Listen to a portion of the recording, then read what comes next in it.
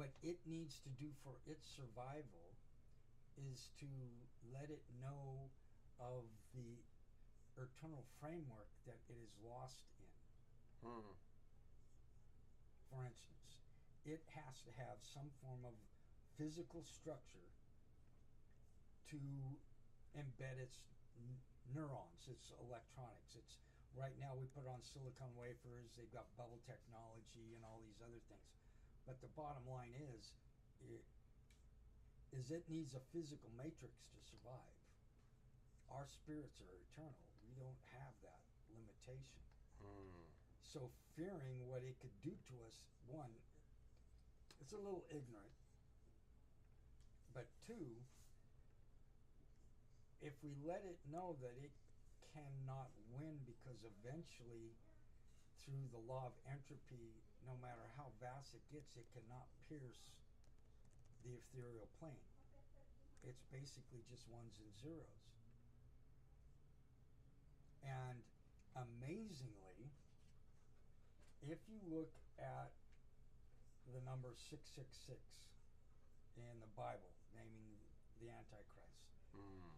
it actually, if you talk about it, there's a math sequence that they found that is a description of those letters. Okay, and it's not a 6, a 6, and a 6. It's 666, and each one of them has a different meaning. But if you look at it written out in Aramaic, it basically spells the name of Allah, of the Muslim God, the ones that the Palestinians that go to make jihad on people and kill people off. Right. That green turban with a white. Yeah. That's that little symbol that is right in the front. That's on their forehead. You will either take a mark on your forehead or your hand. Your hand is your writing. Right. Okay, so you will write that you're its slave or it's yielding to its authority, or you will fight for it as a bandana over your head. So it's going to be in your mind. It could actually be a physical mark, but it's either in your mind or your hand, either thought or action. Right. You're basically supporting the Antichrist. Okay, well, one of those numbers actually is definitive, not in exactly what a 1 and a 0 is, like it is 1 and 0, but alpha and omega, like God. It's basically saying the first and the second, not the first and the last. Okay.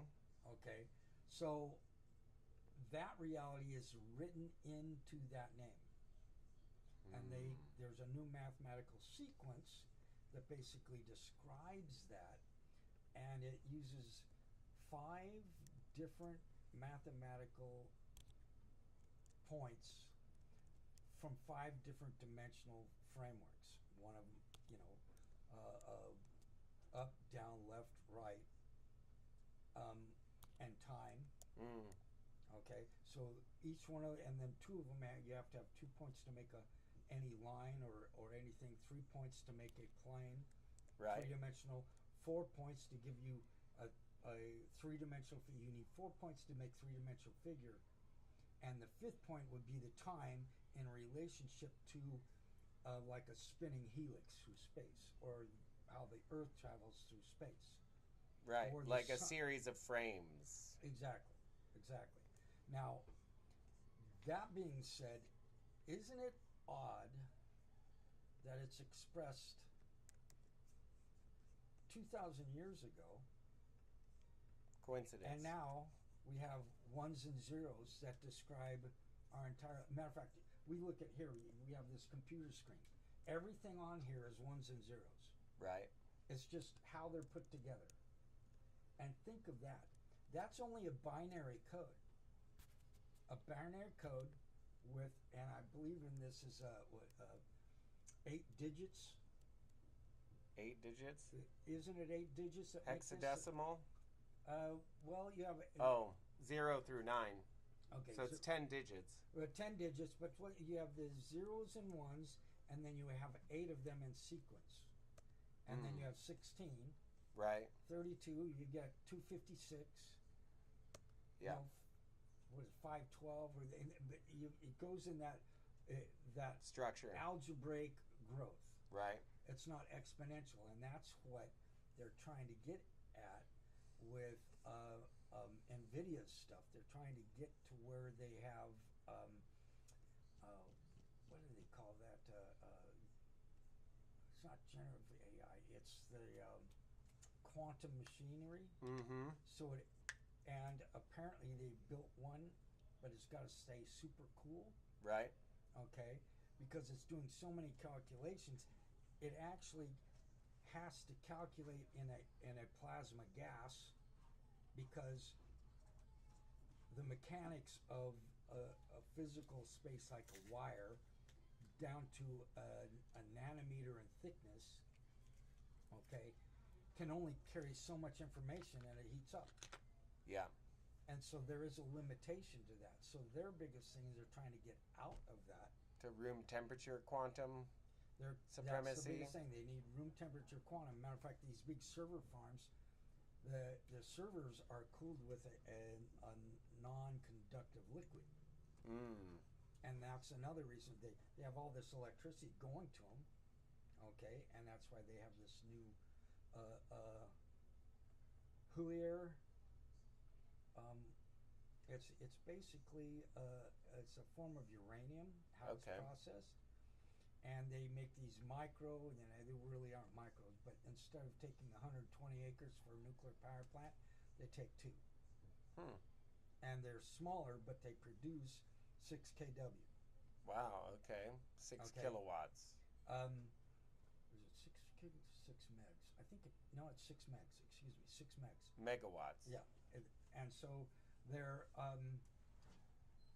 trying to increase the amount of power produced, but that power goes in through the circuits, heats up. It's got to be cooled down somehow.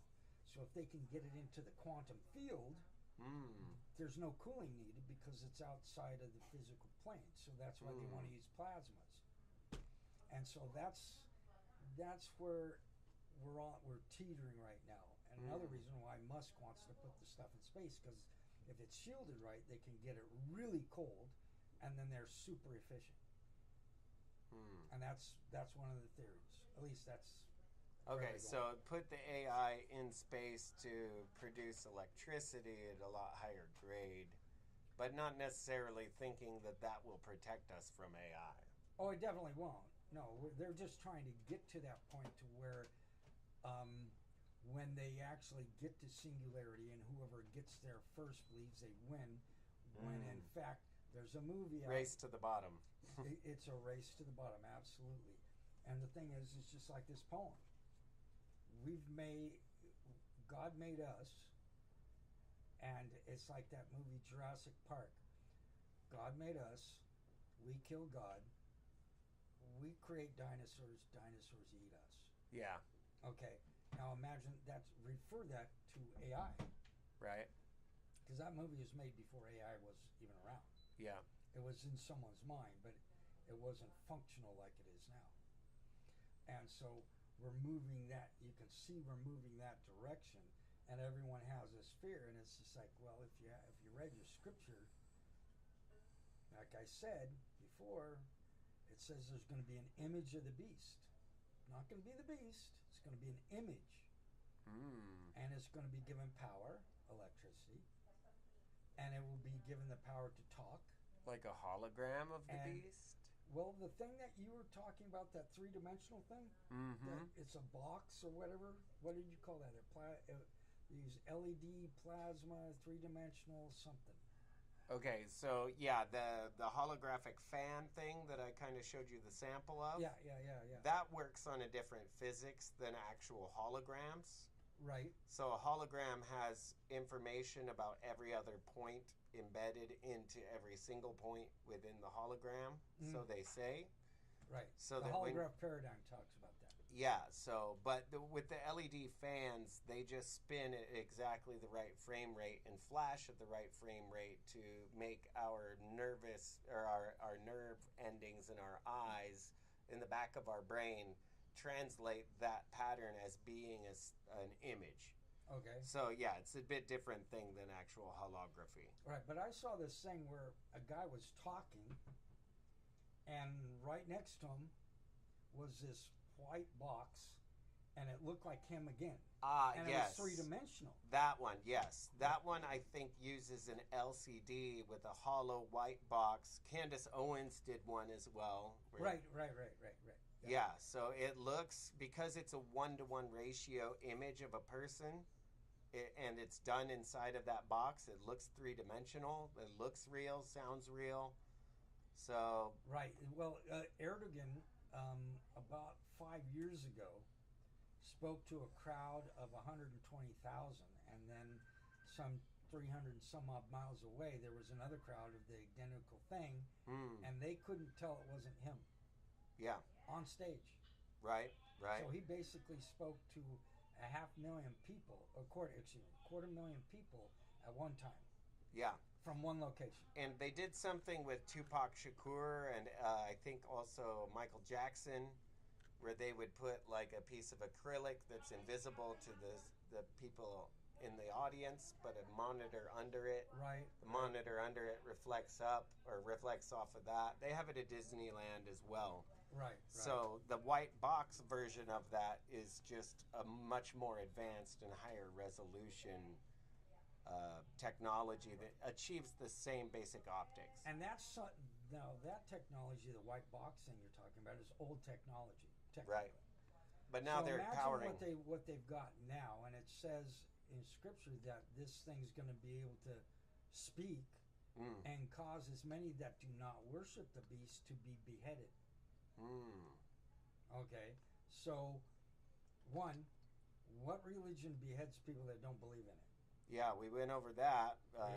Islam, already, right? They cut we've people's already heads gone over off. that. Exactly. And that being said, we all know what religion that is, and again, it's more of a political thing than a religious thing. It's kind of a weird combination, and there's some extreme controversies within the Quran. We may get to that later on, but the bottom line is there's going to be this thing, whatever it is, sitting in the temple, which means the temple has to be built. So something has to happen for the temple to be allowed to be built, because right now Islam will not allow it. So I'm thinking something's going to happen in the Middle East. Maybe this thing with peace deal doesn't happen the way we're hoping, because I hear there's a lot of problems, and like the day after it got passed, Hamas started killing their own Palestinians off, and they're killing them, videotaping and blaming the Jews because they false flag. Right. So wow. That's going on, and then say they don't get the peace agreement that they're supposed to happen because one side isn't honoring it, and they go, well, we're just going to have to enforce it. And then someone gets a wild idea, well, why are the United Nations enforcing this? We might as well get a weird idea. Well, hey, heck, if we release these toxins, we can kill everyone in Palestine off. Wow. Or all the Jews off, or whatever. And something happens to where the whole world, and it says that the Antichrist, through troublous times, will allow them to build the third temple. Okay, so that hasn't happened yet. Is that person alive now? I believe so.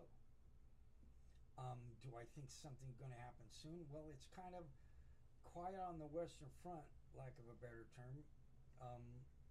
Meanwhile, in England and Belgium and France and Italy and a couple other places like that, the farmers are revolting.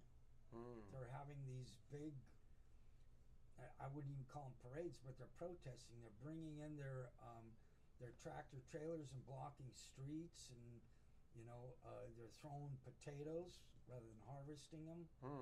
And in France, they're basically the trucks that basically pump out the silage ponds are spraying that on the Parliament building in France. Okay, like they did in the Netherlands. Exactly, but they're doing it in France now. And that's not hitting our Western news. We're thinking everything's nice on our front. Right. Western front, if you want to call it. And so we aren't, the news isn't relaying to us what's actually happening in Israel. They don't want those ideas spreading. Right. And so it's for lack of a better term, this world is a tinderbox. It's just waiting for the right events to transpire, collapse the system, or whatever you want to call it. And so AI coming forward now, I'm sure you heard about headset. They have a new AI for the military. Okay. The Palantir or another one. It's rooted off of Palantir's AI. Okay, and he announced it, but they announced it a long time ago. It's called Jade Helm 15. Okay, yeah, I've heard of it. Well, Jade Helm is the program.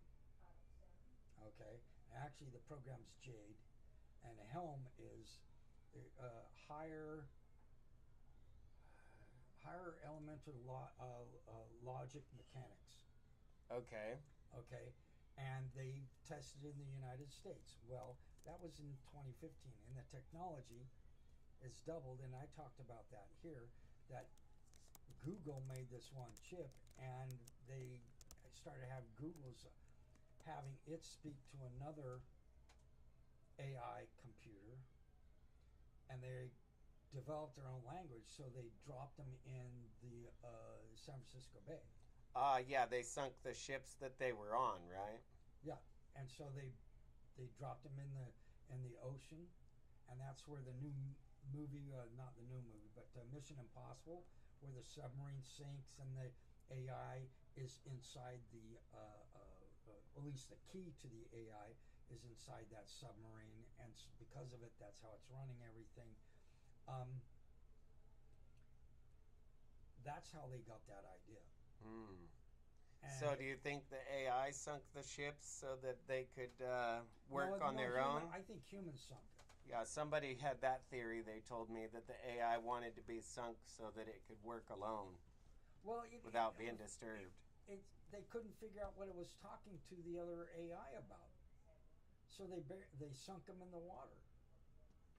And so they're like, well, we can't have this because what are they doing? We can't control it. So that's a lot of money to trash too, just because of that. You couldn't just send somebody on there with billions and billions. Yeah, unlimited money.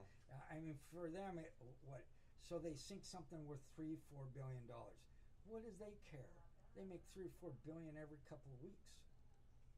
Yeah. So it's not like they didn't have the money, and yeah, they learned something from it. But this last year, they raised it, and they start taking the components apart. What they took out, we don't know. But there's you have Jade Helm 15, and if technology doubles every 13 months according to the Moore's principle, it's at least four times. Actually, 15. 10, that's 8 times. It's 8 times smarter than where it is back then. And so the technology's gotten, lack of a better term, it's gone off the charts. And there's, and everyone's afraid of it. And I'm saying, don't be afraid. It's time to get serious, and it's time to get prepared. Because if you think that the world is going to be, man is not going to solve his problems. Even if he has the opportunity to solve his problems, there's going to be someone out there that thinks, hey, I can use it for my benefit. Yeah. And they made movies about that, like Don't Look Up. Yeah. See, yeah, exactly. We're on the same page there. Don't look up, and then you just don't pay attention to what the truth is. Wizard of Oz. Don't look at the kid behind the guy behind the curtain. Don't look behind the curtain here. Nothing to see. Yeah, and I guess Wicked talks about the same thing, and the yellow brick road is gold. Okay, and your true destiny is gold, but everyone wants to go to Emerald City, which is the greenback. Right. Okay, and the greenback fails because who's behind the greenback? The wizard. Yeah, the fake wizard. Oh, yeah, of Oz. Mm. You know, and what does Oz mean? That's my question. So I have a friend that's been texting back and forth. You know, all those beeps you heard all day. Okay. That's this one group that's talking about that show. Wow. Okay. And I'm not going to read it because it's just like it's too much. It's rabbit trails. The rabbit hole goes it's deep. Rabbit trails. It's like there's all these distractions, and you know I can go into this basically. Who's going to deny Christ? Pole shift that's coming. That's a guarantee. They're already seeing the North Pole. It's shifting down. South Pole shifting up. When they get to a specific point, they shift directions. And they bounce off of each other, right? They well, it's the Earth is a big magneto. Yeah. Okay, that's why you have lightning storms. The lightning strikes first have an upstroke of anywhere from a couple inches to 6-7 feet. Oh. Then you have a downstroke of the actual lightning coming from the sky, which is taking the energy out of the ether because it's being charged by two things: the water and the friction of the different molecules and air moving a specific thing. It creates a charge. Then you have the sun throwing us neutrinos and protons, which are charging the atmosphere. And then you have the magneto part of the Earth charging it and the magnetosphere. So you actually have these three things playing against each other. And the only way to decharge them is either through heating of the Earth, which means you're going to have more earthquakes and volcanoes and stuff like that. Which they're suppressing because of the chemtrails, which means you're going to have more heating of the earth and more earthquakes and volcanic activity to do that. But the biggest way to get rid of all that is through electrical discharge, such as lightning. Right. And so that's increasing. And let's see, AIs and... Somebody said on the stream they could barely hear us. Let's try a little trick here. Yeah, well, that's not from the phone. Using,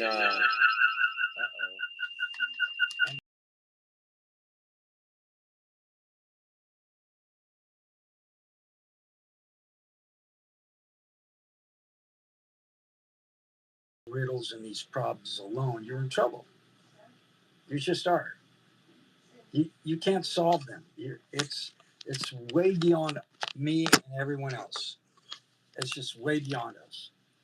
And so the only way you're going to know what to do right is you have to have a relationship with God.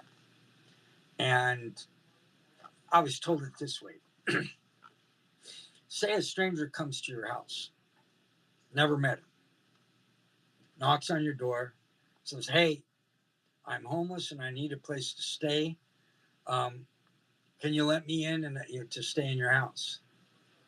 And your neighbor is like going, "Well, my neighbor over there, I'm taking care of him, and he and his wife are having problems, so he's sleeping at my house. I can't have you staying here."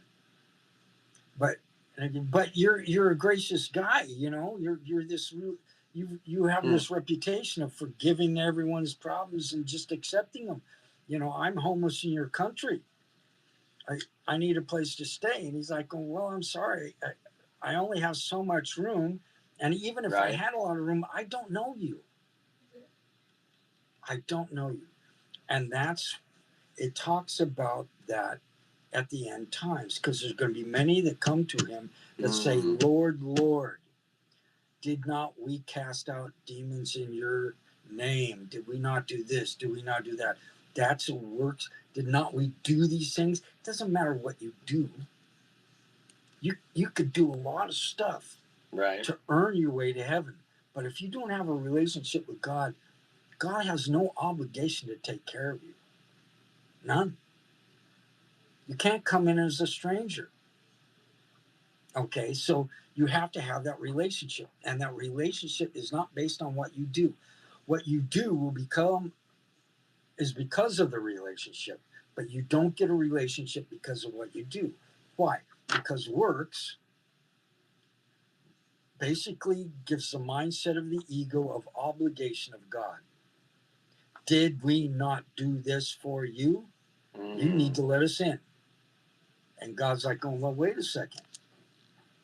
I didn't know you. You and I never talked. You never listened to me. You just did your own thing. A lot of people are doing their own thing.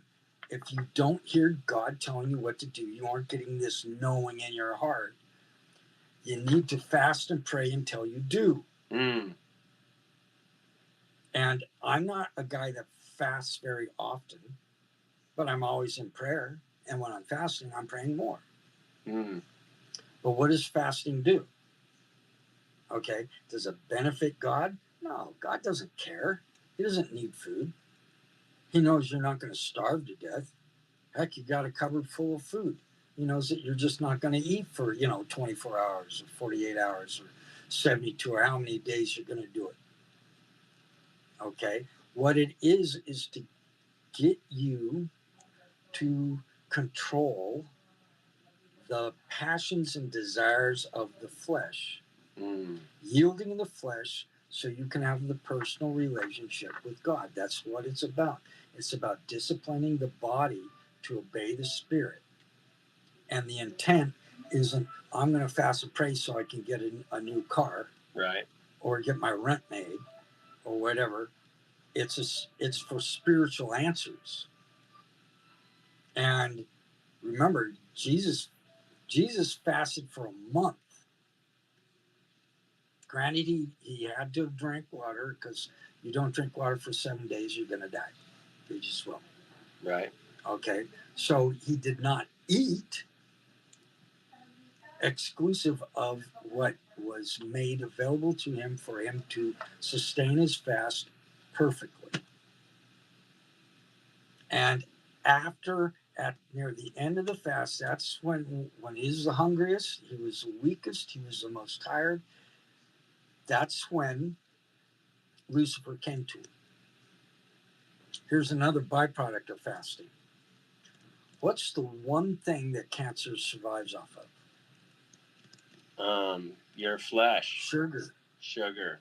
It, instead of going through the Krebs cycle, which converts carbohydrates into the energy, it converts sugar. So when you're getting cravings to have a bunch of sugar all the time, that sort of thing, it's things in your body needing the sugar, and it's trying to convince your cells that you need to do X, Y, and Z, and the cells tell your body, "Hey, I want that sweet," rather than going, I would really much rather go carnivore diet. Right. And so this morning, for me, I normally don't eat breakfast. A long time ago, I bought some pastries, and a thing of 8 pastries will last me a month and a half, because I don't eat it very often. So this morning, it's like going, yeah, you should have one of those, and my mind's going, no, I'm gonna go carnivore. So I basically had some sausage and eggs. Nice. Okay, and my energy level, I didn't drop at all. Zero. There wasn't a crash. When I eat sugar, I get lethargic. Right. I can't focus. Or carbs. Yeah. If it's carbs, I'm fine. Okay. Like baked potatoes rice, kill me. I sort fall of thing. asleep. Yeah. And it also matters how much and what time you eat and that sort of thing. But I usually never eat breakfast. But again, I woke up at 3:00 today, and so I'm up, and I'm doing a little bit of reading, and mostly thinking, and just being in prayer. And since I got up so early, eating at 9:00 wasn't a bad thing. So basically 6 hours after I got up, I actually had a meal, which is about normal. I mean, I normally nibble on something around noonish, maybe 2. So that being said, when you fast, your body goes into ketosis, and you don't have any sugar in your blood, and so your little the cancer cells that everyone has in their body, they get starved out. So if you want to do things, best way to solve this problem is fast, pray, and eat a couple things that are anti-cancer, such as um, apricot pits. So if thinking eating apricot pits with that, you're eating soursop and turmeric. You're taking fenbendazole, maybe some ivermectin right at the tail end of it. You'll knock those little buggers out of your body. So that's a side benefit to fasting. Mm. Now the praying part gets you in line with God. So you're yielding yourself. Now that being said, why do you yield yourself? What's the necessity of that? It's just like when I yield myself here to the Holy Spirit so it can say what it wants to say. Mm. So it's got a message. And the message is one, Romans 8 says, your spirit resonates with the spirit to let you know you are joint heirs with Christ. Okay? Mm. If you're joint heirs with Christ, what does that mean? Who's Christ? Okay, let's go back to John 1. Okay?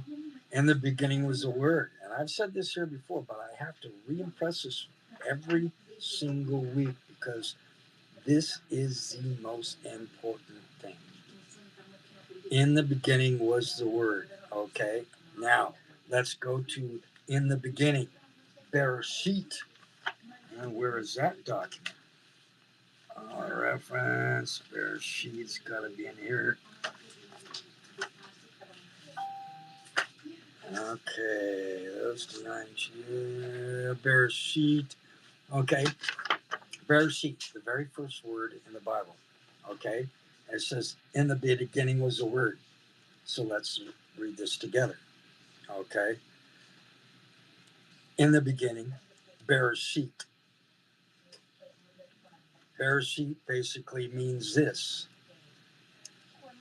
Bet, house or family. Resh, head first, head or first thing. Aleph, strength or God, Alpha and Omega. Okay.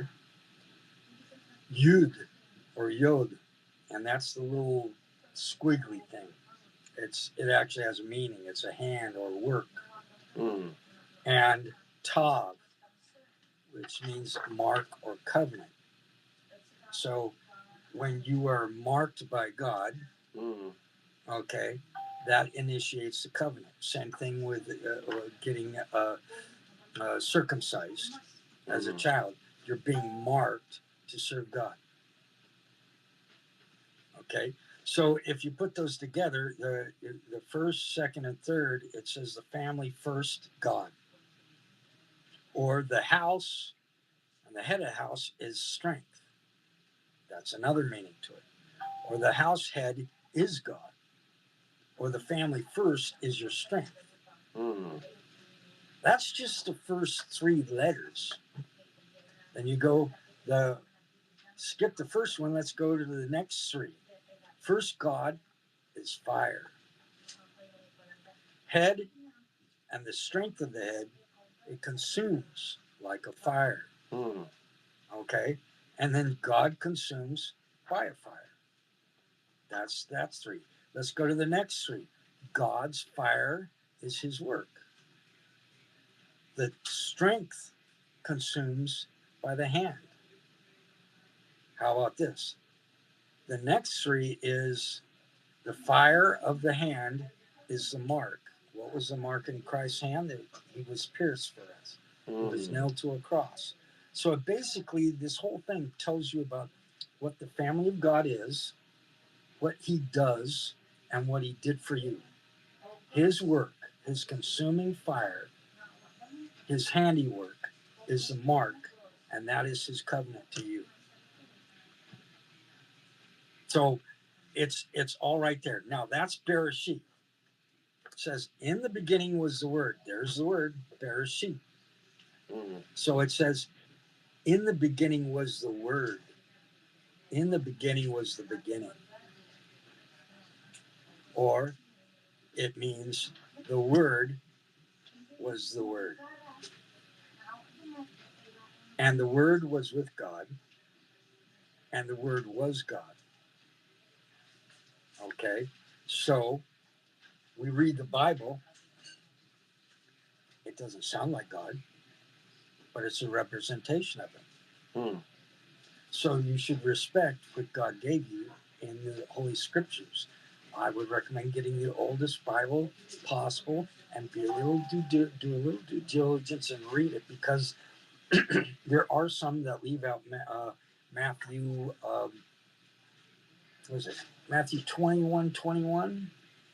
21:17 or 17:21. 17:21. Fasting and prayer is how we can heal these things. Yeah, and it leaves that out. And there's other things that are missing too. And I have the Geneva, and there's some things that are totally in the King James Bible that are totally not even remotely like what the King James is. Yeah, what was that one verse that we battle against principalities, but really it was against governors? Exactly. It says governors. The battle against principality is darkness in high places, and principality it basically means governors. Yeah, and they're corrupt government, and it's like darkness in those places. And what it is, it's absolute power corrupts absolutely. That's basically the meaning of it. Okay, so the phrase "the word of God" or "the word of the Lord," the close variants, or "your word," that sort of thing, it can be expressed in the Old Testament. It is often refers to God's spoken commands, prophetic messages, or creative power. But if it's His spoken word and His word is God, who's speaking it? After these things, the word of the Lord came to Abraham in a vision. Okay, wait a second. How can the word be a vision? That's a very good question. The word of the Lord is Jesus. The word, the one that you can relate to. Like, for instance, you can say you love someone, right? But your actions shows your love. So you don't have to use words to show love. You just have it. You feel the love. Okay? You don't need words. So a word isn't what appeared to Abraham. It was the word. That means Jesus appeared to Abraham. Fear not, Abraham, I am your shield. A word say that? Or did Jesus say that? Jesus said that. And you go Psalm 33:6. By the word, the Lord, the heavens were made, and by the breath of his mouth, all their hosts. So the word spoke. And Jesus' word. Now, this goes back to the thing I read earlier. We're joint heirs with Christ. Christ is the one that's the word. He's the one who spoke everything into being. That's who you are. Do you really want to screw that up by thinking it's all about you? That you can earn your way? I mean, you think that you can earn your way back to the one that created you? God made everything. I think that's what the evil ones who took over the churches wanted us to believe, so that we're always working to earn tithe for them. Yeah, and that's part of the reason why you have the fall, because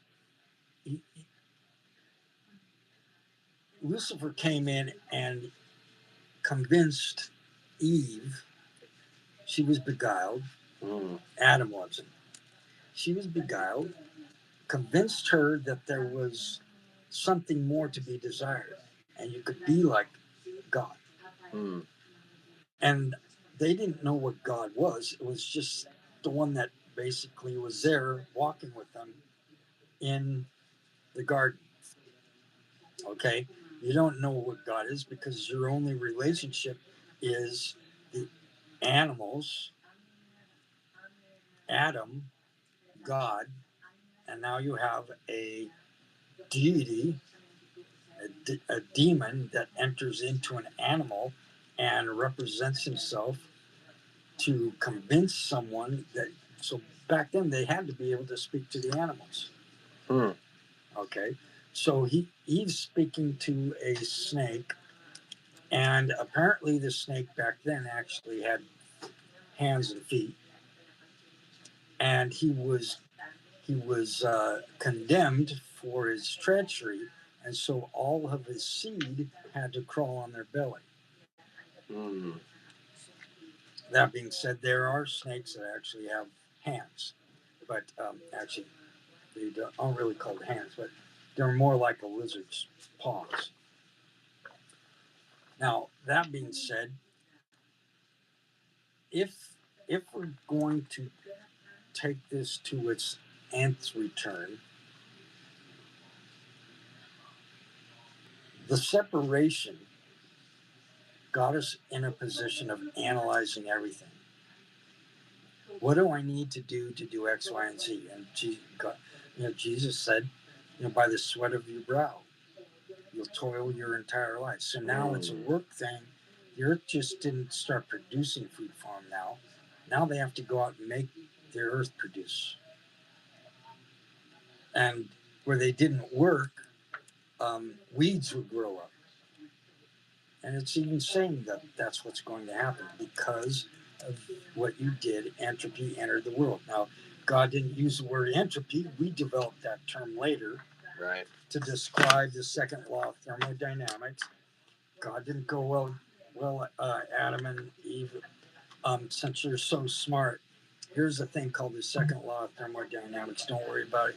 It's going to be your 112th grandkid that's going to discover, actually coin the phrase. He didn't do that.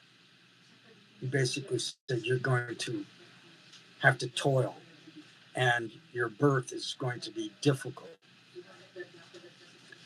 The thing is, my question is, he said that to Eve, and this just came to me. He said that to me, she would have pain in birth.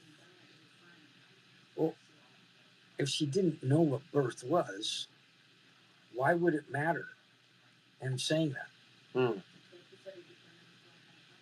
I mean, this is something, it doesn't, it has no bearing on salvation or anything like that. But think about it. Eve might have had birth in the Garden of Eden. Hmm. But the child is bound to the sin of the father and the mother, in particular the father. Hmm. The sin of the father follows the son Right. for 7 generations. Okay. Now think about it. What was the first murder? Cain and Abel, right? Cain versus Abel.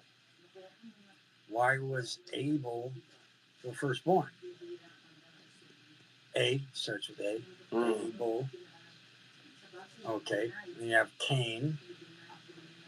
So Abel was killed by Cain. It's very plausible. We don't know. This is extra spiritual, so don't quote me on this. It's very possible that Abel was born in the Garden of Eden and they had to leave, which would mirror what relationship? A divorce? Joseph and Mary.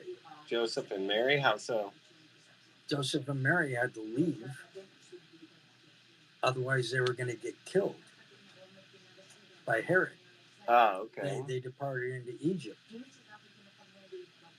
Okay, and where it's technically barren except when it floods. So here they go into a barren world that they've got to toil to get food. And now instead of eating fruit and vegetables, they have to kill animals. Hmm. And that's when the sacrifices start, because the first animal killed was an innocent one to cover the nakedness of Adam and Eve. And they weren't naked, naked in the sense that before they knew that they were naked, they were clothed in the light of God. But that sin separated them from that light, so they're no longer covered in God's light. That is our true nature. That's the heir with Christ thing. Mm. So at some point, like the Mount of Transfiguration, there was this transfiguration of Jesus, and Elijah and Moses were there speaking to Jesus, and they said, "Oh, let us build you temples for each one of you." And he goes, "This is my son whom I well please, blah blah blah," and listen to him. And he's like, "Well, don't bother doing that. Don't build a temple to us." Mm. Okay, so they're always trying to find some place. This is a holy place. Go there. Right. And he's saying, no, don't go there. And then he says, I want you to worship me in spirit and truth. That's not in works. Mm. Spirit and truth are separate from works. Spirit, you fast, so your spirit is subduing the flesh. God is listening. He's like going, okay, well, he's really, really hungry, or she's really, really hungry and hasn't slept well, and his stomach's growling, he's got a headache, and this and that, and whatever. And this is what's coming out of their heart. It's not he listens to you more, it's just you're finally talking on the wavelength he wants to listen to you at, because the rest of the time you just want your gimme, gimme, gimme. And talking about give me, give me, give me, it's top of the hour. It's 1 o'clock now, 101. This is KPMW 105.5 FM, your hit noise station. And we are grateful for our advertisers here, and particularly Money Metals. Go online and go to kpmwmaui.com. There's a link there. Go and get your gold and silver. At this point, because of stuff that came across my desk, there was some stuff passed by our government on December 10th. Went in. It's actually going to go into action as part of the new year, because it is for part of the uh, Green New Deal, or actually the Military Authorization Act. And it was talking about strategic reserves and strategic metals. And they have written into it the ability to confiscate some specific metals, silver being one of them. So this is my recommendation. Get your silver now, because if they initiate or they announce that they're going to ask for people to turn in their silver, that's when you want to wait a little bit and then trade it for gold, turn it in to be traded for gold, and then get gold in its replacement. Because silver is actually worth more money than gold, because it's an industrial metal. Gold is used a little bit in industry, but not much. So that's basically what I plan on doing. I plan on liquidating through this next year a good portion of the silver that I collect, and converting it into gold for a long-term holding of wealth. Um, I won't make as much money in the long term, because I think silver is going to be much more valuable than gold. But if they actually get into the confiscation thing, I mean, if they go that route, it's going to be the end of the US dollar. So we'll be in much worse times than we are presently. But it's something to consider. And right now, silver is cheap. I remember in 1883, when they originally sent the first Ways and Means hearing on the value of, and what the government did, they valued the value of gold and silver. It was 20 ounces of 78% silver to 1 ounce of gold. That's a 16 ounces of silver to 1 ounce of gold. So you take gold right now, 43.50. What did you say?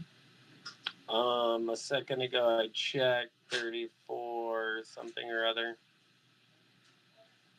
think I saw. Yeah, yeah. So it's somewhere around 4,350 bucks approximately. Okay, divide that by 16. That's the true value. Silver should be over 260,000, but 260 bucks an ounce. Now I don't know what that works out in grams, but we're nowhere close to that. We're like $67. So that's 3 times return on your money. 3 times, 300%. And it's very plausible that when they do this reevaluation, the federal government's going to give you that value in what, crypto or Federal Reserve notes or something. They can confiscate, but they have to give you a value for it. 4,352 per ounce of gold, 139 per gram. Silver is about $67 an ounce, or $2.15 a gram. $2.15. Yeah. So the bottom line is, right now you can get into silver, and it's going to be going up and down. But when they actually start letting the world know that the U.S. is going to start confiscating it, there's going to be less in the open market for trade. So the bullion banks are going to scramble. And there's 2 reasons why they may do this, because BRICS is really pushing for their monetary unit. And that monetary unit for BRICS is basically a basket of different monies, such as a ruble and the yuan and that sort of thing, and 40% in gold, not silver, gold. So to fight that, they can't fight it with gold because it would benefit them. They have to fight it with something else, and that's silver. The problem with that is everything needs silver. Like I'm looking at a 2, 3, 4 computer screens right now, and I've got a cell phone over here. You've got a cell phone over there, and a computer. Each one of them takes silver, and I'm betting somewhere in the round, just looking at everything here, probably 3 ounces, maybe 4 ounces of silver in all this equipment. And that's just one studio. Silver everywhere. Yeah, and so whoever comes up with the ability to pull that silver out in the used stuff that's going into the dumps, you're going to make a small fortune. Uric acid. Yeah. So, yeah, that's just my recommendation. That's the reality of the situation. I have to inform you to let you know that, hey, the government has set it up to where they can confiscate silver, palladium, and platinum. They'll probably go for palladium, platinum first, and then they'll ask for silver because a lot of people have silver. Collectibles will not fall into this. In other words, anything that's a graded numismatic, they'll be the last things to go after. Then bullion coins, and then before that, you'll have the bullion bars and that sort of thing. That's what they're going to go after. They may eventually go after jewelry. However, since jewelry is already converted into another item, that may be the very, very last thing they do. But I guarantee you they aren't going to go for graded coins. So the one thing you can do is get your silver and send it in to be graded. And they'll put it in a plastic box. Okay. And so you buy it now. And to get it graded is going to be about $25 per coin. And then they're going to seal it in a plastic thing and send it back to you. Okay. Right now, if you bought it at, say, $70, $72, you pay $30. So that's a $30 haircut. It's roughly 50%, close to. Okay. If it goes to $100 by June, which I think it's going to, mainly because the original calculation is we would hit maybe 65 by January 1. It looks like we're going to hit 70 before January 1. Then they're predicting $75 by May. I think because of the stuff I just talked about and the demand for silver and the bullion banks not having enough to pay off people that they owe, I think silver is going to go through the roof. And it's very possible they've got to catch it before it goes too fast because federal government doesn't want to pay out $200 right now for an ounce of gold. Um, if they do, and this is a statement for everyone on the planet that's listening, if they do decide to confiscate silver, you file a class action lawsuit, because the last time they did this, they took gold in at $35 an ounce back in 1933. As soon as they got the gold in, and it was trickling in, they upped the value, and they made the standard value of gold at $45 an ounce. So at some point, see, if they reevaluate gold at 40, above 45 to 4,500, that would empower the foreign adversaries to the United States and the Rothschild system with their gold holdings of 40% for their international currency. If they do it in silver, it devaluates the power of gold, because then everyone's running after silver. But they're going to have to get it before it goes skyrockets, because people aren't going to turn in their silver at $100 an ounce when they know if they wait 1 week, they'll get it for $200 an ounce. So you just do a class action lawsuit, say, hey, you're into stealing these assets from us, and realize the United States is a foreign corporation in relationship to the United States of America. That's 1902, Downs versus Bidwell. Okay, and that was all about the exact same time that they did the Nuance Act, when they basically took the Kingdom of Hawaii. Yep. Okay, and they also did the exact same thing at that time because of war against Spain, and they didn't take over the Philippines, but they certainly made a mess of it.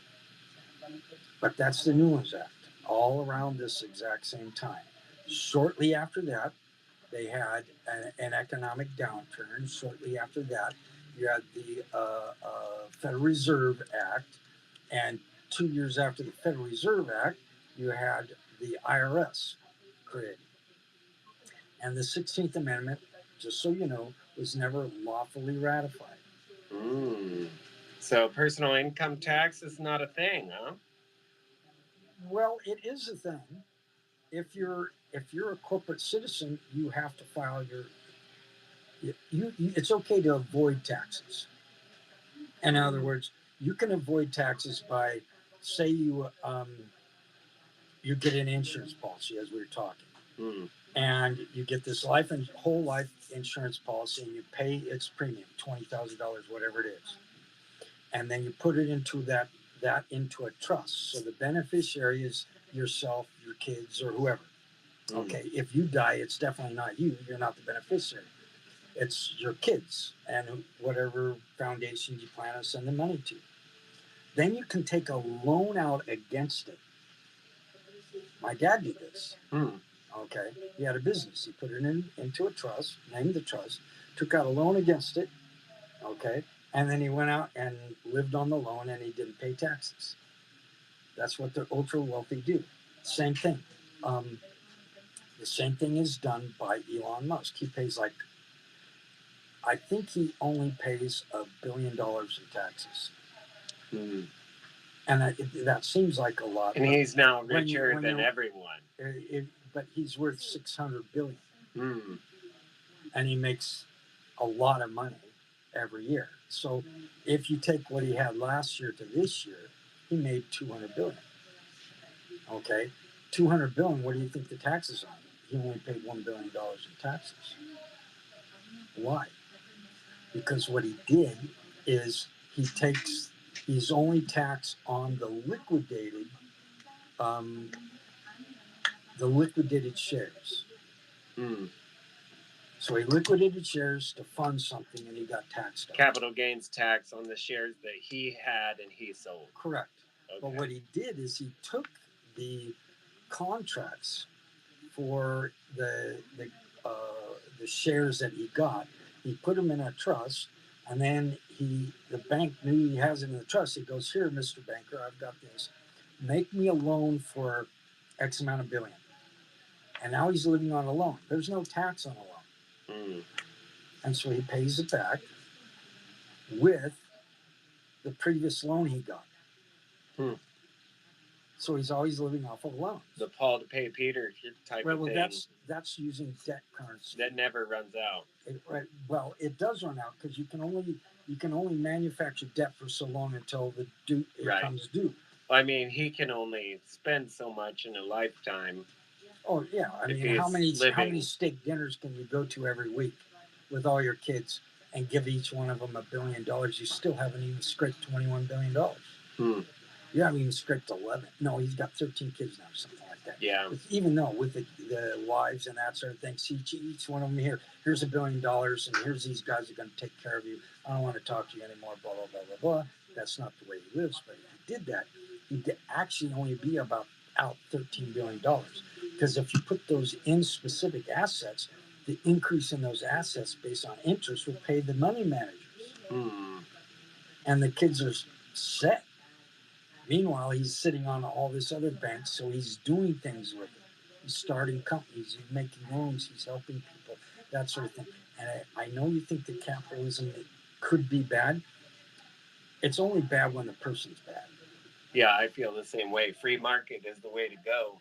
Right. It built all the nicest stuff in our lives. Exactly.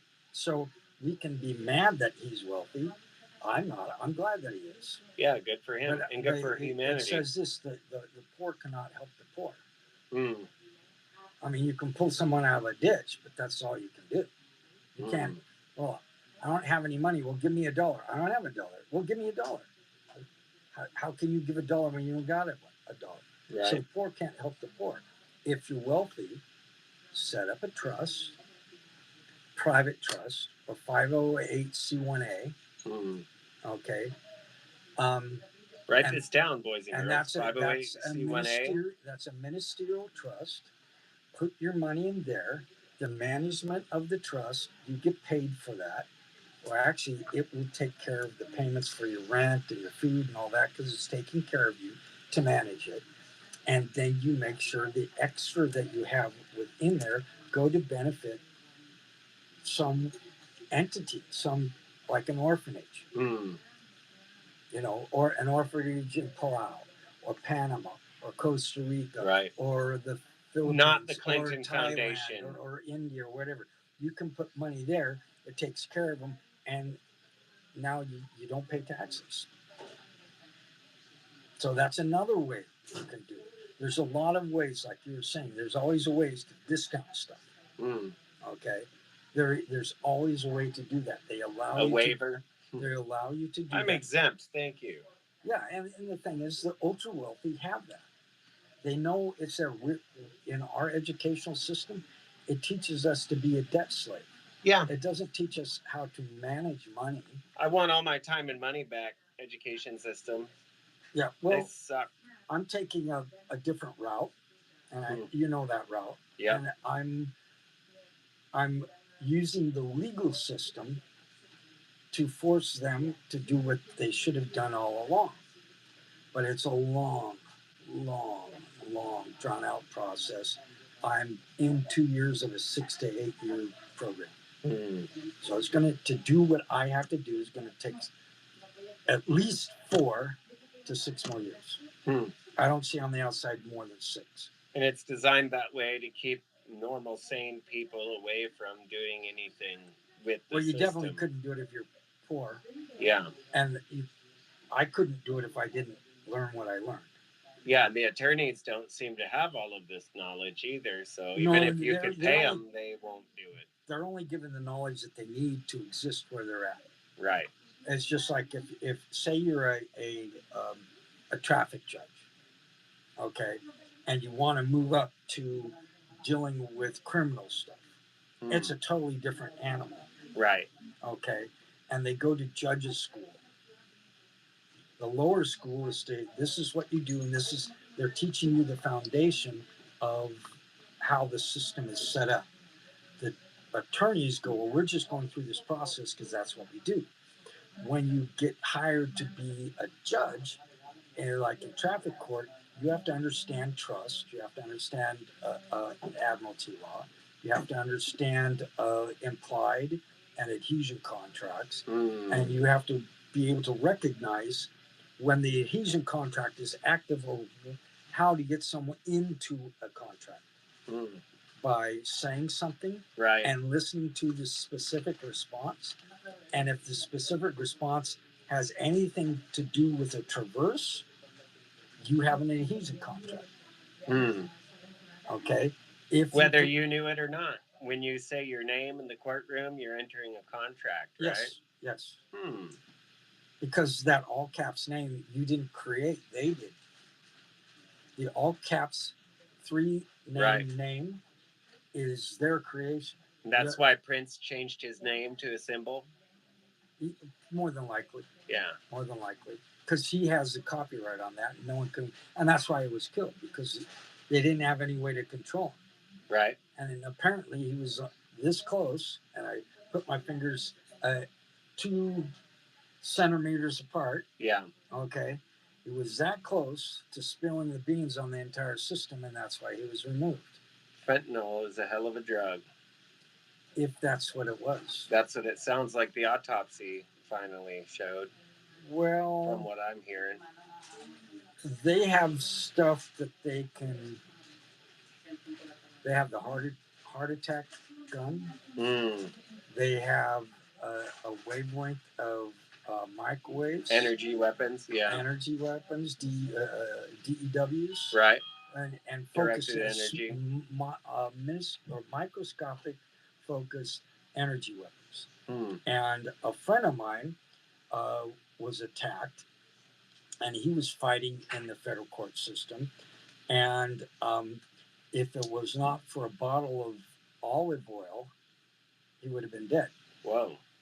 Well, what happened, he was doing dishes, and all of a sudden, a jar of olive oil, about 2.5 feet from him, was sitting on a windowsill, and it started boiling. Whoa. And it exploded, and because of the explosion, he fell down. Well, olive oil in a jar never boils or explodes like that. Yeah, that's pretty weird. That's an energy weapon. Okay. And so these are real things. And if you get too close to the reality of things, they will take you out. It's just like the what's that guy that was working for the DNC and he got offed? And he had all that digital information and he had a flash drive. Oh, that was Snowden? No. Snowden's still alive. Not Snowden. Oh, he's still alive. The Schwacked? John McAfee? No. He was working for himself. I can see the guy's name because he had these red, white, and blue striped pants and a jacket. Not Larry Flint. No. But the bottom line is when you get too close to the control structure, you're going to get in trouble. And it's just like the guy that was the day he was supposed to testify against Bill Gates. About stuff like that. He mysteriously died the night before his testimony. Oopsie daisy. Bill had nothing to do with that. No, well, maybe he didn't. But I guarantee his cleaners did. Yeah. He didn't personally do it, but right. He hired or someone to protect him hired it because if they expose Billy Bob, then all of them then go down. A lot of other people get exposed. That's the same reason why getting the full Epstein thing out, they're going to drag that out as long as they can because it exposes too many people in high places on both sides of the aisle. Yeah. And then you have that Prince Edward's dude that is cooked. Mm-hmm. You think he's going to want that out? No. I mean, why? And here's another question. Is Epstein really dead? Yeah, that's my question. Did we ever see a body? Was there ever a video of the body being removed where you can actually see the face being rolled out on a gurney? No, but Okay. Bongino and Cash Patel did a full 180 on that. Like, Yeah. oh yeah, he's dead for sure, no question. Yeah. Look over there. Yeah. And so we don't know for sure, but maybe it was like, hey, you saved my life, and I won't say anything. I'll go out in my own Caribbean island. I'll live out there in the middle of BFE. In fact, you've got a Caribbean island for all of us criminals. That's where we're gonna live. Yeah. You just gotta make sure we got food, and we'll fine. We'll just sit on this place. We won't have any outgoing emails or whatever. You can control all that. I mean, I have a friend Yeah, and of they mine, just switch islands, right? Yeah, I have a friend of mine that believed the real Erica Kirk is still alive. Oh, the real Yeah, I doubt that. Just Charlie because, Kirk, you mean? Yeah, Charlie Kirk. That's right, Charlie Kirk. Yeah, Erica Kirk looks like a weird Well, the shark thing is, person. she was saying, "Well, I've seen Erica Kirk so many times. I've been following this forever, and the one that we see out there now isn't the one that I remember way back when they got married and blah blah blah blah blah." So And she got replaced. And I'm like, "Well, how about this? Having a kid changes you. Okay, being in a stressful environment changes you. Going through stress, your eating changes you." Did it change your earlobes, like the Biden earlobe? Oh, no, the Biden earlobe thing. All you have to look at is Sleepy Joe, right? When he was the guy from Saskatchewan or where he was from, the scrapper from whatever. His earlobes weren't the earlobes of the one that we saw on election day, and from there on out. Interesting. And then you can go to what's that? It's not Dwayne Johnson, but it's a guy that's like that, and he always wears a cowboy hat. And he was talking about the 3-gun salute rather than a 21-gun salute. Mm-hmm. Okay, and the seconds in between each volley and how many the volleys are. And he goes, "Well, here's UCMJ, and this is what it says. This is a funeral procession. Where was it held? It was held in a cemetery. It was not held on the grounds." Mm. And I'm like, I didn't even think about that. Mm-hmm. And then he goes, "Well, when Trump landed, how many guns were there? 5. How many salutes did he get? 21. Mm. How many flags were behind him? 17. Mm-hmm. And so he's going into all this stuff. So we don't know what we have seen for the last 4 years. And in fact, people, this is precisely what Jesus said the end was going to look like. Let no one deceive you, which means this. It's going to be a time of great deceit. And I can tell you right now, there's stuff on the internet, in particularly on Instagram and places like that.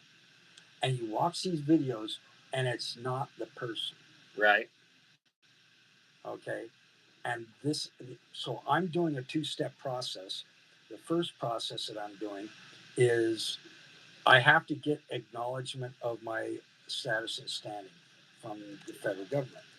So I've already done my paperwork for that. They haven't responded. I didn't expect them to respond. No, I have to get a declaration to prove that, yeah, I did this, and this. And by the way, I filed this document here, I filed this document here. Now I need the declaration. Once I get that, I think it would be smart for everyone, if they can, to copyright their face and their voice. And since you're recording my voice and my face, okay, this is me. There's nothing fake here at all. And I have the copyright by stating it publicly, like I did the very first time, that this is me and this is my voice, and I have all rights, and they are reserved here too. Anyone manipulates anything that I do not personally give a wet signature contract to and representing me, whether it's the government or anyone else, there's a fee schedule for using my image. And it's extremely steep.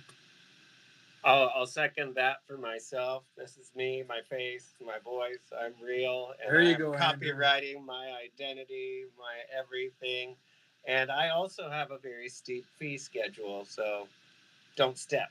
Yeah, and so mine is my fee schedule is not only it's not only recorded in the federal court, it's recorded in the state and the state courts and the Bureau of Conveyance and the Secretary of Treasury for the United States of America and the Secretary of State for the United States of America. Have they acknowledged it? Doesn't matter because they sent it registered mail, and so they can't say they didn't get it. So if they don't correct the records, they're still at fault. Right. So they have to literally, under their own laws, under UCC, have to protect me. If not, I can sue. But see, the thing is, you have to have a bunch of money to sue for all this stuff. But meanwhile, you don't have to sue. You can say, "Hey, I'm going to lien your property. I'm not even going to sue you. I'm going to lien you, and I'm going to lien your name. I'm going to lien all this stuff, and therefore you can't get a loan until you pay me this lien." Then they have to sue me. Right. Which means I'm in the driver's seat and they're in the I have to prove seat. Right. And all I have to go, well, here's this document, here's this document, here's this document. Served on this day, this day, this day. They have to prove it didn't happen. They can't. And then so it's an open shut case on my behalf. Right. In your favor. That's a little too technical for this group because we're talking about getting right with Jesus and being serious about your relationship with him. Like I said, in the beginning, Bereshit, there was God, there was a Word, the Word was God, and by the Word all things were created, and everything that was created was only created by He who created it, the Word. We are made of sound. And so, that being said, and then later on it says Jesus is the Word of God. The Word became flesh. Wherever did a spiritual thing become flesh? Ever. Okay? Casper the ghost? Only Jesus did that. There were fallen angels, but they didn't become flesh. They were fallen angels. Their seed became flesh. They left their first abode, but because of that, they lost certain capacities because they were not overshadowed by the will of God. They trespassed the will of God. That's why Lucifer was given authority over the earth because Adam and Eve voided their contract as the stewards, the trustees of the earth and Eden. When they trespassed, they as a trustees defaulted, so it went to the default trustee because a trust will not fail for lack of a trustee, and the only entity left is the one who claimed it, and the only one there was Lucifer. That's why he was in the garden. There wasn't any angels in the garden. It was just Lucifer, Adam and Eve, and God. So why was he there? Because he was the default trustee.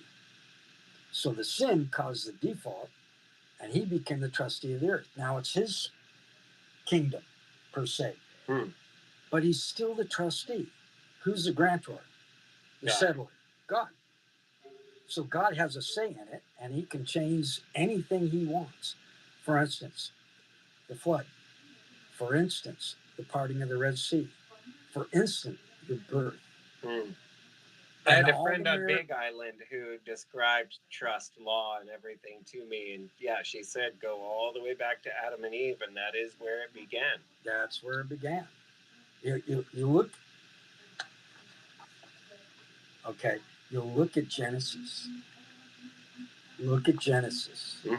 Okay, Genesis 1, basically 1, 2, and 3 basically describes the trust. Right. Okay. God made everything. He empowered Adam and Eve, gave them over the earth to replenish it and take dominion. Okay? Dominion does not mean, it's not the same word that we think of now. It comes from dominio, which means you are the steward of it. You're to nurture, subdue. Subdue is to keep under your authority. Don't let things go wild. Take care of it. Be responsible. Don't be a bad steward. Plus dominio. So now you're steward and you're responsible. Okay? And then they sinned. They lost that mantle of the trustee. And because of that, what comes in? Briars, weeds, toil, sweat, pain and birth, all that stuff. All that comes in because of the trespass of the trust. That's the very first trust, and it got violated. And that's how you can protect yourself in this system. Everything's based on trust law. So you go into court, and you're in a trust agreement, and you have some adhesion contracts, and if you haven't corrected your status, you're obligated to those adhesion contracts. By, no pun intended, by default. So but if you didn't agree to them, for instance, they have an adhesion contract where you're the trustee. Until you realize that, you're the trustee. But the minute you go, hey, I'm not that trustee, I don't want that liability. I'm not the mainpreneur, the person responsible to pay the debt of the fictitious entity to operate in your commercial system. I don't agree to that. Until you tell them that, the opposite is true. You are liable and by assumed, it's under presumption and assertion. So they operate, and police are taught to operate on the position of presumption. You say a couple things, see the reaction, you can resume from their mindset. That's the way they're trained. They're given 1 week of training on the Constitution. They're given several weeks, 2 to 3, training on how to sidestep the Constitution by deception. And who's the father of deception? There you go. Yeah. So the first trust was violated. How you get out of things is realize everything is some form of a trust contract agreement. And you have to give notice all the time. For instance, you pray, Jesus, enter my heart. I know I'm a sinner. I need your forgiveness. I need to have a relationship with you. I have been so into my own mind and doing my own thing and trying to get to you. It's not going anywhere, so I need you to step towards me, work in me so I have a relationship with you. That is the notice, the yielding of your authority over the trust agreement of your life. Now, once you yield that back to Christ, he has a responsibility to do what? Dwell in you as a trustee through the Holy Spirit. Does your flesh still sin? Yeah, why? The flesh still sins because it gets tired. It's locked into entropy because of the fall of first father and mother. Okay? So that trust agreement gets rewritten because you as a beneficiary of it go, I can't do it. I can't modify this earth suit, and it's out of control. Because my mind's telling me to do one thing and my heart's saying I shouldn't do that, and I do it anyway. Paul even said this. My flesh does what it wants, and it doesn't do what I want it. That's paraphrased, by the way. Right. Okay. So it's basically saying that this earth suit is out of control, and it's ruining my spiritual relationship with everyone else. And it's identifying myself as being separate from everyone else. But I know you, Father, it says you hold all things together as the Spirit. All things. That's the atoms, the quarks, the subatomic particles that hold the atoms and the molecules and the proteins from them, which hold the cells together, which hold me together so I can have this physical experience. And you're doing it with everyone else too. So if you're doing it in me and everyone else, I'm really not separate from them other than ego. Mm-hmm. The Maya, the illusion. So, yeah, there is a separation and difference from spirit to spirit, but when we are one in Christ, we are one with each other. And our ego, the flesh, gets in the way. Why? Because we don't yield it. We still want to be the trustee guiding the ship when we're the beneficiary of it. And for instance, say you have a trust and you're a beneficiary, and the trustee is very generous. And he goes, I'm going to use the beneficiary's interest to help this other beneficiary. So you go on a mission trip, or you tithe, or you help the poor, or you go to someone that's dying or someone that's sick, or you clean up someone's yard, or you're nice to your mom, your dad, your sister, your auntie, your uncle, your baby, your son, your daughter. You are the beneficiary, and you are the thing that can benefit other beneficiaries, because we're all part of the same God trust from the very beginning. We are co-beneficiaries together in heaven with Christ, who created everything. Let that sink in. It's huge. And if we started living like that, there wouldn't be one Muslim on the planet, because they're like, oh, what? Right. This is the truth. This is how you live. But I'm going to kill you.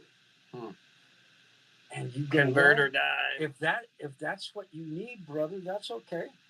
You just don't know the truth yet, because there's no difference between me and you, and you're just killing your brother off, or you're just killing your sister off for something that has no benefit eternally. Because if God wants you dead, it doesn't matter how good your surgeons are, you're gone. And just like the books I recommended here, Imagine Heaven, Imagine the God of Heaven. Over 1,500 near-death experiences, chronologically put together to express something. There's this one guy takes off in a Comanche. It's a type of private aircraft. Okay. Crashes it. The engine does some stuff and he crashes the aircraft. He's in the aircraft. It's mangled. I mean, the pictures are like, no one survived that. Well, he saw it. He came out of it. He's looking down at his dead body. And he's telling about everything that's going on. And then all of a sudden, he's going down this tube and he meets Jesus. He has this relationship. He has all this talks and stuff like that. And then he is told what he needs to do. He agrees to go back, and he wakes up in that body in the hospital. But he saw it. He saw the whole thing. There's another one very similar to that. What's the name of the book? Imagine the God of Heaven and Imagine Heaven by John Burke. It's 2 books or one book? 2 books. Okay. Imagine Heaven is the easiest read. It's quick. You read it in 2 days. It's and it's great. And then Imagine the God of Heaven is like the sequel, a dozen of them and handed them out. Okay. Because I've had 2 near-death experiences. I'm like, I remember that. I remember that. I remember that. I remember. Wow. That. And so it's just. Do you care to share your near-death experiences on the radio and podcast today? Oh, I could. Okay. We got 20 minutes. We got time. We got 17 minutes. Yeah.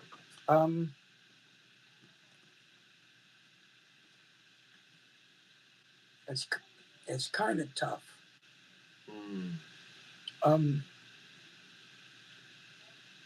Because you know how good God is and how much He loves us. It's not humanly describable, But when I think about it, you know, it's one thing to think about it, but when you're trying to express it, I get choked up like this. And sometimes it's just easy to, yeah, this happened, this happened, this happened.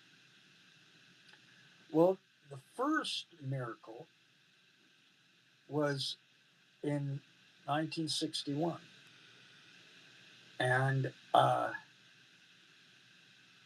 I'm being born, but I'm stuck in the birth canal. And my head's out, but the umbilical cord's wrapped around my neck 5 times. So I cannot be born. I'm going to die. And so is my mom. And this is after hours because she went in to labor at about 10. And I was born at 11:58. So this is almost 2 hours of this. Very quick. And so I had to be, and it's normally the practice would be to widen the birth canal and cut or do a C-section, cut the umbilical cord, and then extract me, and that sort of thing. But the physician pushed me back into the womb and unwound me, spun me around and around and around, and pulling out the umbilical cord as he's doing so. Okay. And then I was birthed. It was a miracle that both my mom and I survived. That's the first one. I have no memory of that. None. At 15 months of age, back in the day, my dad, being a surgeon, he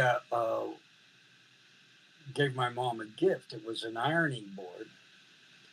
But the ironing board, the science of the time was, hey, we're just going to have, to make it easier on the wife, we're going to have 2 outlets on the ironing board.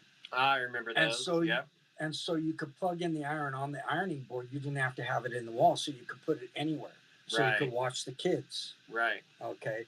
And literally, people, this is at the advent of television. My family didn't have a television. Not even black and white at that time. Okay. But the other portion plugged into the wall, and the other end plugged into one of those 2 outlets on the ironing board. So you have an extension cord that had 2 males. Okay. So my mom was doing her work of ironing and washing and watching my sisters. And my sisters weren't in school yet. One was, I was 1.5 years, so Julie would have been 3, and my sister Cindy would have been 5. So she's watching them, she's taking care of the house and that sort of thing. And I come toddling along, and I go to pull myself up. And I pulled out from the ironing board. And toddlers, being what they do, they're orally fixated because that's put everything in their mouth. Whatever's there goes into their mouth. Well, I put the electrical cord in my mouth. Ouch. And all of this work right here, from here over to here, from center of my mouth all the way over here, is full reconstruction. Okay. My mom comes down, finds me in electrical convulsions. Oh, dear Lord. Unplugs the extension cord from the wall, grabs me and takes me outside. This is in November. And in Utah, where my parents lived at the time, my dad as a surgeon going through residency, it was 40 degrees different from inside to outside. So I'm butt naked except for a diaper. My mom rushes me outside and she's running to the hospital that's 5 blocks away. Okay. The temperature difference causes my muscles to constrict, forcing blood back into my heart, and my heart starts beating again. Huh. Wow. Okay? That's the Wow. first one. The real first one. After my father finished residency, um, after my father finished residency, we moved to a town in California, and we weren't yet in. We didn't have a house, so we're staying in a hotel. So he's setting up his own practice. We're living in a hotel, and there's a pool at the hotel. And amazing, my mom in high school, she almost drowned. There's a guy that did a cannonball on a graduation day and landed on her back and knocked all the air out of her. And she was plunged in the water, and she breathed in, only it was water. They got her out and revived her. That is a miracle that she survived that to be my mom. Okay. Needless to say, she has us out by the pool, and she's deathly afraid of swimming, deathly afraid of water. And she's looking around, and my taking care of my younger brother, Mike, and she goes, "Where is Jeff?" And my sister Julie was looking down. I'm at the bottom of the pool. Uh-oh. My mom jumps in, takes me out, revives me. Second time, drowned. So electrocuted and drowned. Then there was a time I was racing my friend. He was an MG and I was on a bike. I'm working out because I would ride my bike 7 miles to college. And I'd practice and work out with the soccer team for tryouts and that sort of thing. And then I'd ride my bike back. And so, I was a young jock at the time. And there's one other time, but I want to talk about that. My friend almost killed me twice. Car stuff. Some kind so, of friend. I'm racing him, and we're talking, and I'm riding as fast as I can on this main thoroughfare of the town. And I said bye. He says bye. He speeds up, hits the intersection, takes a right. I hit the intersection. There's a big rig right in front of me, turning in to go into a gas station to drop off stuff. I hit the brakes, middle of the four ways coming together intersection. Bike goes out from underneath me. I slide right up underneath the truck with the dualies coming towards me. Uh-oh. And the voice of the Lord said, "Get to the center of the truck now." Spoken into my mind, audible, just like I said to you right now. Wow. The way you heard it is the way I heard it. Wow. So I scrambled to the center of the truck. The dualies rolled over my legs, not over my torso. I don't know what happened to the bike. I remember being in the gutter. I don't remember how I got from the gutter to the edge of the grocery store, whatever, convenience store. I remember getting picked up for 1 second. I don't remember anything that happened inside the car. The emergency vehicle. The ambulance. Right. I don't remember anything about the hospital. I do remember coming out having crutches. I didn't have any casts. And going home. There was another time I was flying a plane. Yes, I'm a retired pilot.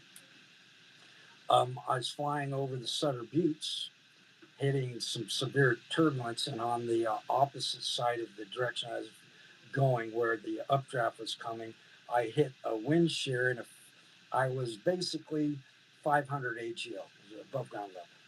because the mountain comes up, and I'm flying 500 feet above ground. Right, and Not so very high. I'm flying at 1,500 feet because I wanted to be below the ASR, and then back then it was an ASR, TS, TARSA, ARSA, and that sort of thing.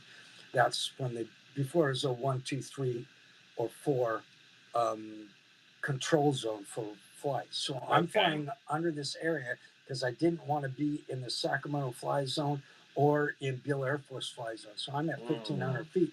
I'm flying over the Sutter Buttes and about 500 AGL. Plane flips completely upside down. Whoa.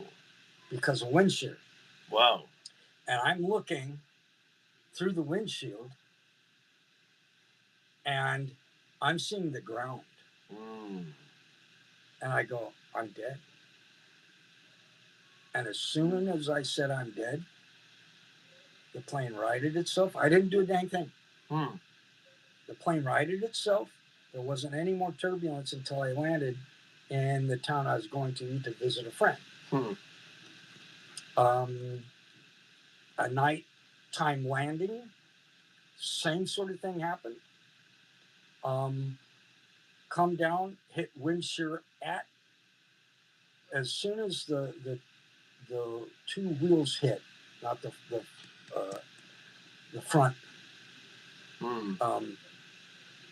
wheel, but the two fixed wheels, when they hit, I got wind shear and it flipped me up in the left wing, and you're traveling, almost 100 miles per hour. The left wing almost hits the ground. And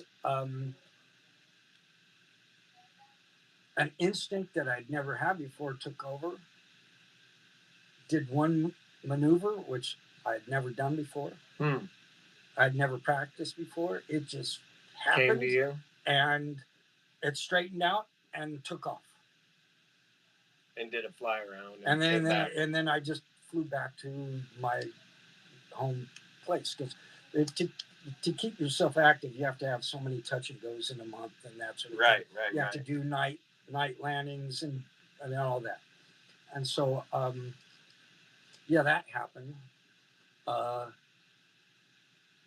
A couple other things like that happened. There was a time that I went up camping, and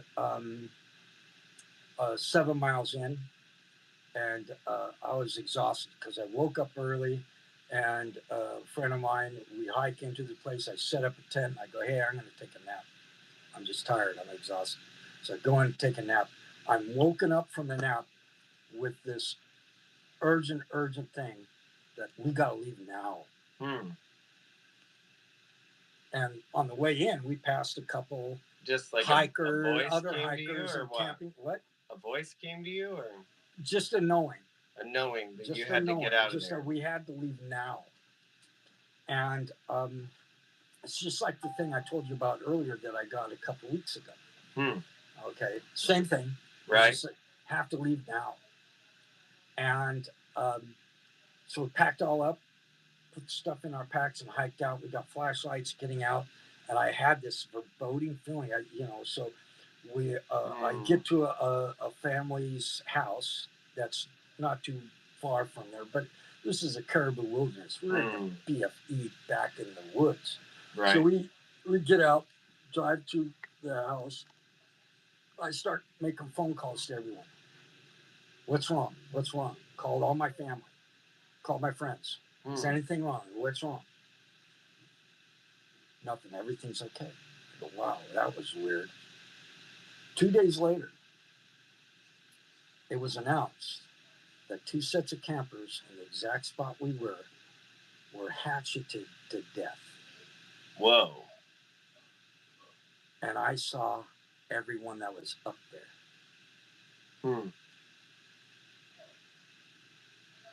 So I saw whoever it was that was murdered.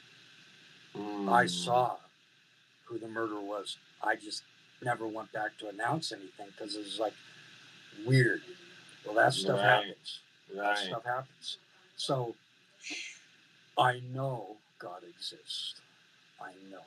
I've had him speak to me, save my life, intervene in physical law. There's a time I almost got exploded from doing some stupid stuff.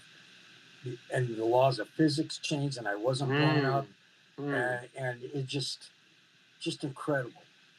But God's always there for us, people. He's always there. He's always watching over us. He always loves us. His love for us is indescribable. And that's why I get choked up when I start talking about it. Because when I start thinking it, I'm telling a story, okay? That's one thing. But when you start really thinking about what God did in my life, it chokes me up.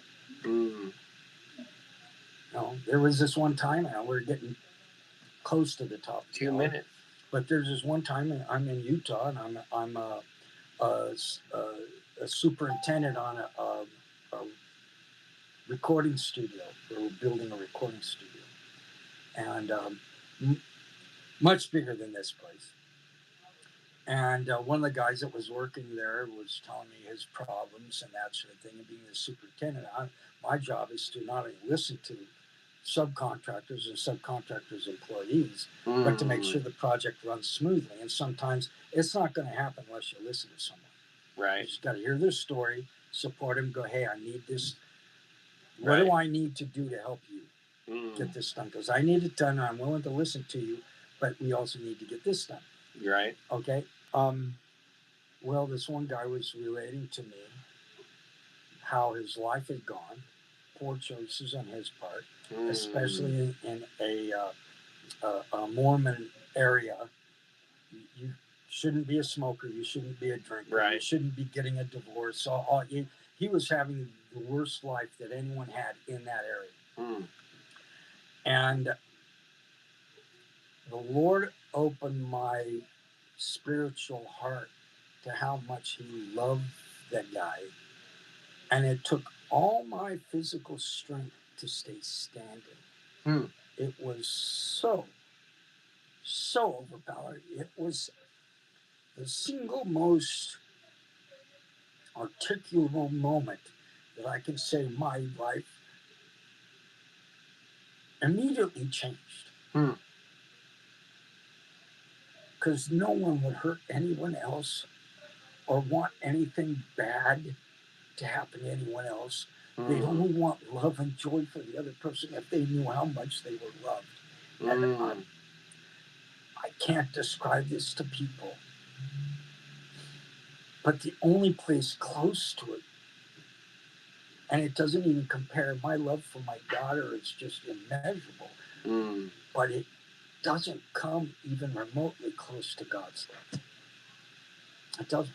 It just doesn't. So with that, people, please, there's so many tough times coming. The world has gone off its rocker. Our leaders are lying. Everyone's got an agenda. The deceit is vicious. You need to be loved the way you should be loved. But you can't get it there by being selfish. So give up control and give it back to Jesus. Serious, just give it to him and he'll take care of you. It doesn't mean things are going to get instantly better, but eternally things are, you cannot fathom God's love for you. You just can't fathom it. So that was my brothers and sisters. I love you all. Ask Yeshua into your life. He will take care of you. The Holy Spirit will come into you and he'll start guiding you. And then you can have this relationship I'm talking about, and just maybe you'll be blessed without the pain and suffering I've been through to have him speak into your heart how much he loves the people around you. And then you can start being his tool to love them the way they need to be loved. Well, yeah, my brothers and sisters, God willing, I'll be back next week. Thank you, Andrew, for being here. Thank you for having me here. Thanks, everybody, for listening to me go, for most of the time. Yeah.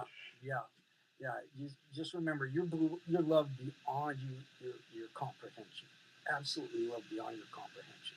You've never experienced this. There's been no one that experienced it. I had my eyes and my spiritual heart open, and his love is overwhelming. Infinite. With that, God willing, I'll be back next week. Blessings be on you and your family. May you have a wonderful Christmas. And remember, He came here to die for you so you can live with Him eternally. Aloha. God bless. Thank you very much, Jeff, for another wonderful podcast. I saw that we had a few sound issues. I typed in and asked people if they had any questions, but I didn't see any answer.